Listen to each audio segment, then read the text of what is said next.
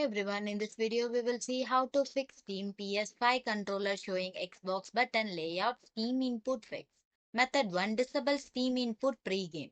First of all, you have to open the Steam and go to your library. Right click the game you are playing and select properties. On the left hand menu, select controller tab and look for a Steam input section and click the drop down menu and select disable Steam input. Method 2. Adjust global Steam controller setting.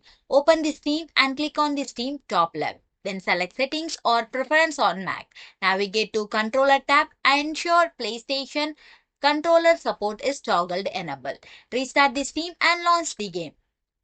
Method 3. Connect via USB-C. Some games with a native dual supports required wired connection for PlayStation button prompts on PC. Example of such games include Horizon Zero Dawn or Cyberpunk. To enable this feature, disable the Bluetooth from the controller. Connect the PS5 controller directly to the PC using a USB cable. Thanks for watching.